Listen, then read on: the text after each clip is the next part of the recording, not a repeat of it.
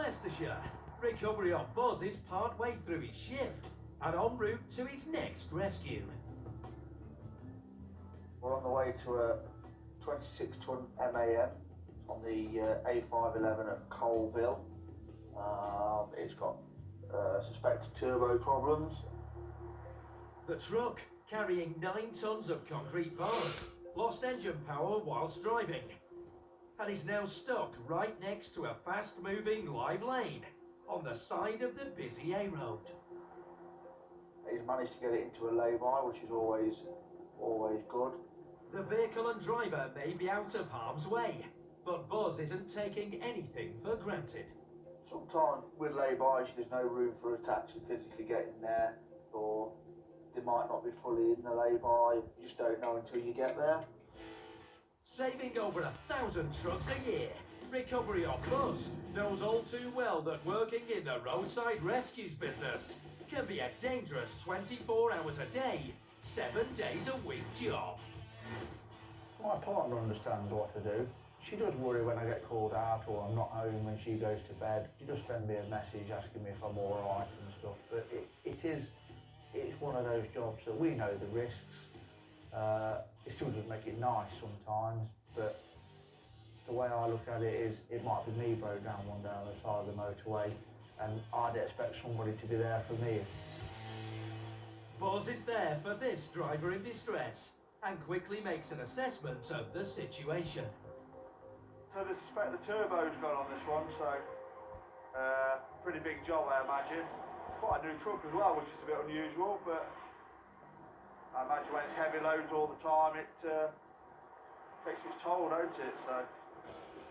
Then he gets stuck in, prepping the casualty vehicle to be towed to the repair shop 31 miles away in Uttoxeter. He starts by using the underlift to perform a pre-lift. There's not enough room between the ground and the axle, so we just have to get it up off the floor a little bit, just to be able to get underneath it a bit better. The truck and its cargo have a combined weight of 35 tons, so coach stands are used to keep it off the ground. The wheel stands are what we use when we've got the truck in the air and we're underneath it. It's a safety measure. If the underlift fails for whatever reason, it will only come down as far as the stands, so it won't ideally crush us. Protected from a crushing catastrophe, Buzz attaches forks to the pedestal, which he then hooks in place under the axle. These aren't too bad, to be perfectly honest. And while it seems like a simple job, Buzz knows all too well that working as a recovery op, you're in for a surprise every time you get under a truck. Obviously you've had truck drivers in here relieving themselves in the lay-bys. Despite the pungent pong, Buzz has no choice but to crack on with the rescue. That slots into there nicely. We'll just take the weight, there we go. Forks in place, Buzz secures them with chains. And just throw it over the top, through the back jug handle. So we're just going to let the brakes off. The casualty vehicle has air brakes, which deflate when the engine isn't running, causing it to immobilise. So he can tow it, Buzz needs to fill the brakes with air. Straight down to here. That obviously goes straight down and feeds the entire truck on these MANs, being the master one, so it does the suspension and everything, so pretty good on these. So we'll just put our test hose on. All it does is just feed the casualty vehicle air so it holds the brakes off. So obviously you need a nice build-up of air constantly for us to have the brakes off all the time. So yeah, our truck will just feed this nice air.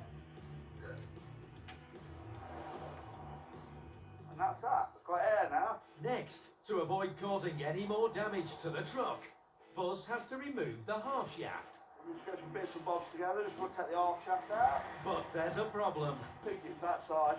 The half shaft is on the opposite side of the truck, forcing Buzz to work perilously close to a live lane on the busy dual carriageway. The fear is always there, the risk is always there. Got the traffic coming past at 50, 60 miles an hour, so you just know you've got to get it done and know that as quick as we can, but as safely as we can, really.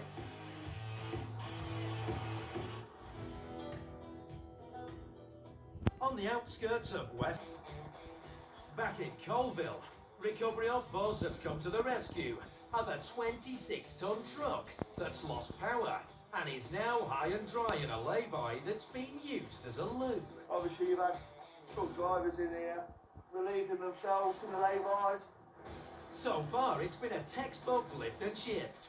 All Buzz has to do now is take out the half shaft. I think it's that side. But there's a problem. Is the location more than anything?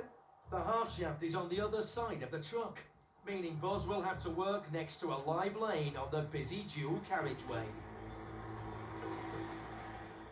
This straightforward job has just turned into a risky operation. It can be really dangerous and scary sometimes, knowing that you're only millimetres away from moving traffic, and you're just hoping that people do slow down, but they don't. You just got to try not to think about it, otherwise you wouldn't get out of bed and do it in the morning. Buzz heads down the side of the truck. That half shaft must come out, so with the traffic whizzing by, he needs to be extra focused for this bit of the job. We're quite good here, we can see all the way down the road. So when we do a front lift, the drive axle is going to rotate, so we're removing a half shaft, and what that does is stops the gearbox turning, because the gearbox is oil fed when the engine's running. So if you haven't got the engine running, it's getting no oil, it damages the gearbox. So yeah, we're just keeping our eye on the traffic as well. Not only is Buzz having to contend with fast oncoming traffic, he's now got an issue that's going to slow him down. Some of these are really tight.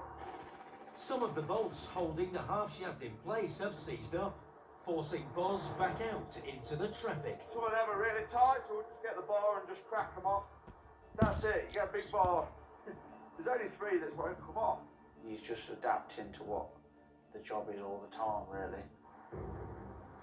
Once he's navigated his way back to the half shaft, it's not long before Buzz has things moving. You don't feel very tight with the bar. Bolts loosened, using his electric wrench, Buzz has them off in no time. We'll just put this under just to catch the little bit of oil that's going to come out. So we remove this just to disconnect any of the drive from the gearbox so that it doesn't turn. There'll be no oil, so you won't get very far at all before it seizes it. And then you'd end up having a new gearbox then. We don't want that. With the half shaft off, Buzz can make the final preparations for towing the casualty away with his Volvo FMX 6x2 Pioneer. Able to pull a maximum train weight of 85 tons, the equivalent of 7 cruise ship anchors, the 24-ton wrecker will make light work of salvaging this concrete carrying casualty.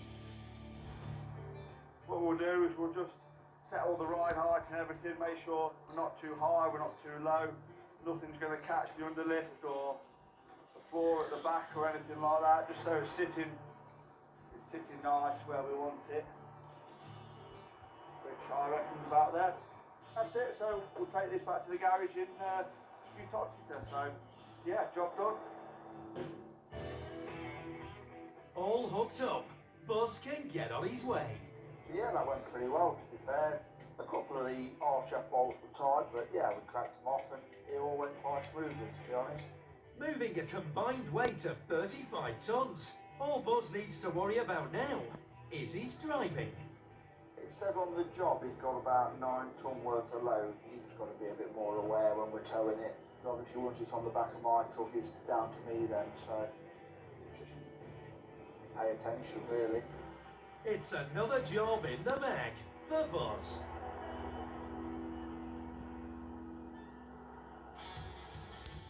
Coming up, stuck in the slow lane. Obviously you can see the state of the tyre, it's just full of stones.